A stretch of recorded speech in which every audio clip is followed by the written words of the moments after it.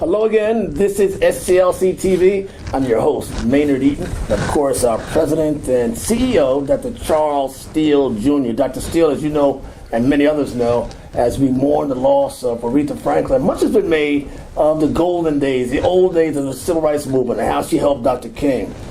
Today, one of your friends mentioned in a radio program that there would be no SCLC without you. Virtually, you saved SCLC. We don't know what happened in the past, but it's still here today, and much of that is due to you.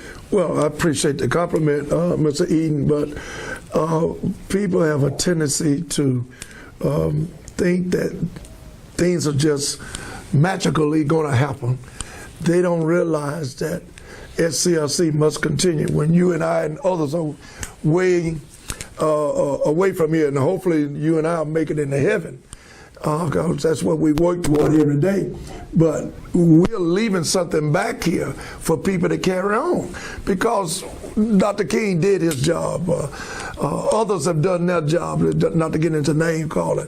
But we must realize that we all need encouragement. Tyrone Brooks, the former state legislator, who's the one that said that today on radio, recognizes that yours has been something of a lonely job. You've almost had to single-handedly raise this money, while others may have helped Dr. King because of his notoriety. In fact, Jesse Jackson said the other day that Aretha Franklin helped raise money for Dr. King. Who's helping you? God. and Mr. Eaton, by being here with me, and you've been with me for 6 years, means a lot to me. I don't take that lightly.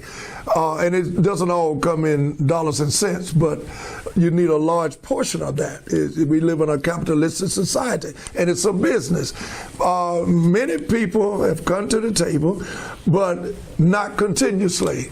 You know, we have a book out that's called "It's Easier to Obtain Than to Maintain." It's easier to get this building than to maintain it. And we been blessed.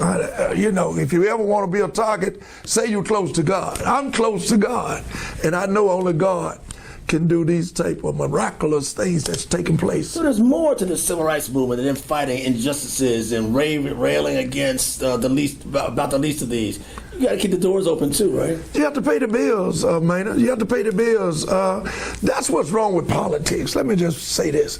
Many politicians have never had to meet payroll. That in itself is very powerful, very strong, and it must be substantiated. I always like what none other than my good friend who's made a transition, Dr. Rita Samuel, said. Charles, I just walked in the building and I just heard the phone ring. Oh, look at the light switch. The lights are on. Charles, let me tell you something. Somebody paying the bills.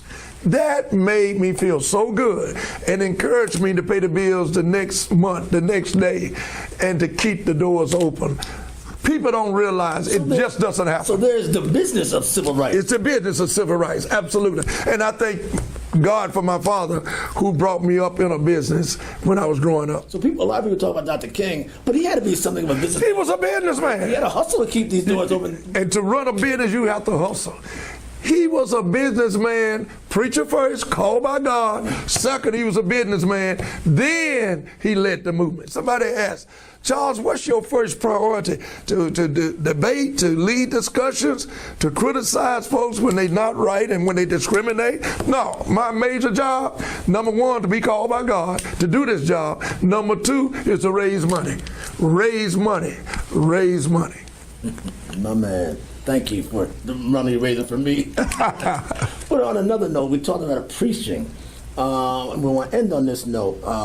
The eulogy for Aretha Franklin's funeral will be given by a local legend, a national legend, Reverend Jasper Williams Jr., a legend known for his whooping.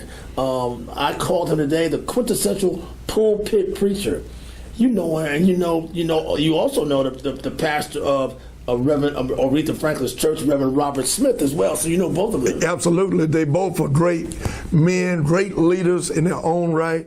And for her to have these two gentlemen in her life, just even if it was for a moment, is a blessing in its own. And as you know, Reverend Jasper Williams is also a good friend of mine, as well as you. You're very close to him as well. But he's always been supportive of me in my leadership here at SCLC, and I thank God for that. But Robert Smith goes way back to Birmingham, Alabama with me in the civil rights movement as well with Reverend John Nettles. So I've known Reverend Smith for a long, long time. And he was here with us 2 years ago at our convention. I called Bob and said, Reverend, Pastor, I want you to be our keynote speaker for our breakfast. And he immediately said, yes, Charles, I'll be there. He came, did a great job, outstanding job.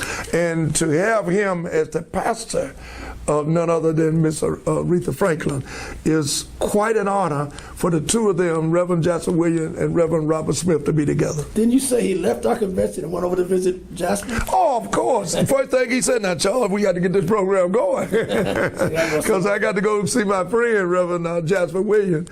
And I said, I know it, Reverend. He said, but I'm not going to cut you short. And he did an outstanding job for our breakfast. I must say this, I have any preaching prowess in me, but one of the things I've known from Reverend Jasper Williams, one of the things he's known for, he'll say, am I preaching? He's going to be preaching at Aretha's place. He's going to preach. Yes, sir. And she deserved that. She earned that. He will deliver one of the best sermons that anyone could imagine. Ladies and gentlemen, our president, our CEO, Dr. Charles Steele Jr. I'm Maynard Eaton. See you next week on SCLC TV.